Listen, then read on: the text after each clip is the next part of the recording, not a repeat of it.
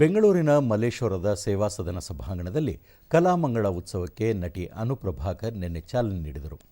ಕಾರ್ಯಕ್ರಮದಲ್ಲಿ international arts and cultural foundation ಸಂಸ್ಥೆಯ ನಿರ್ದೇಶಕ ಶ್ರೀವತ್ಸ ಶಾಂಡಿಲ್ಯ ಹಾಗೂ ಅಂತಾರಾಷ್ಟ್ರೀಯ ನೃತ್ಯಗಾರ್ತಿ ಲಕ್ಷ್ಮೀ ಗೋಪಾಲಸ್ವಾಮಿ ಸೇರಿದಂತೆ ಮತ್ತಿತರರು ಉಪಸ್ಥಿತರಿದ್ದರು.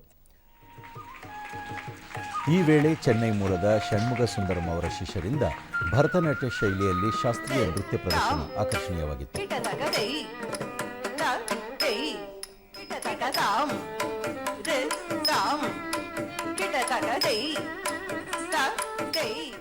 ಮಂಗಳಮುಖಿಯರಿಗೆ ದೂರದರ್ಶನದೊಂದಿಗೆ ಐಎಎಸ್ ಅಧಿಕಾರಿ ನಾಗಾಂಬಿಕಾ ದೇವಿ ಮಂಗಳಮುಖಿಯರ ಶ್ರೇಯೋಭಿವೃದ್ಧಿಗೆ ಇಂತಹ ವಿಶಿಷ್ಟಗಳು ಕಾರ್ಯಕ್ರಮಗಳನ್ನು ಆಯೋಜಿಸುವುದು ಅಗತ್ಯವಿದೆ ಎಂದು ಹೇಳಿದರು.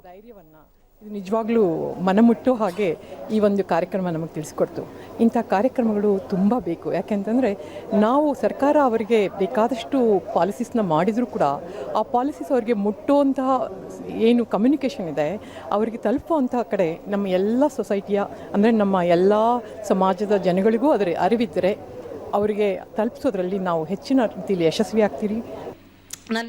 ನಟಿ ಅನು ಪ್ರಭಾಕರ್ ಮಂಗಳಮುಖಿಯರ ಕಲೆಯನ್ನು ಪ್ರೋತ್ಸಾಹಿಸುತ್ತಿರುವುದು ಶ್ಲಾಘನೀಯ ವಿಷಯವಾಗಿದೆ ಎಂದರು. ಒಂದು ವಿಷಯ ತಲುಪಿಸಬೇಕು, ನಾವು ಕೇಳೋ ವಿಷಯನ 5 ಜನ 10 ಜನ ಕೇಳಿ ಅವ್ರ ಮನಸ್ಸು ಬದಲಾಯಿತು ಅಂದರೆ ನಾವು ಆ ಕಾರ್ಯಕ್ರಮದಲ್ಲಿ ಭಾಗವಹಿಸಿ ಕಲಾವಿದರಾಗಿ ನಮ್ಮ ಮುಖ ನಿಮಗೆ ಪರಿಚಯ ಇದ್ದು ನಮ್ಮ ಮೂಲಕ ಒಂದು ವಿಷಯ ನಿಮಗೆ ಮುಟ್ತು ಅಂದರೆ ನಾವು ಇಲ್ಲಿ ಬಂದಿದ್ದಕ್ಕೂ ಸಾರ್ಥಕ ಅಂತ ನನಗನ್ಸುತ್ತೆ.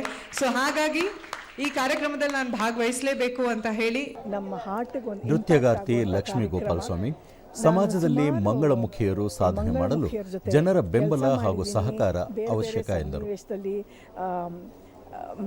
ಅವರ ಫ್ಯಾಷನ್ ಶೋ ಇದು ಕೇರಳಲ್ಲಿ ಸುಮಾರು ಅವ್ರ ಅವೇರ್ನೆಸ್ ತರಕ್ಕೆ ಫ್ಯಾಷನ್ ಶೋಲಿ ಅವ್ರ ಜೊತೆ ಭಾಗವಹಿಸಿದ್ದೀನಿ.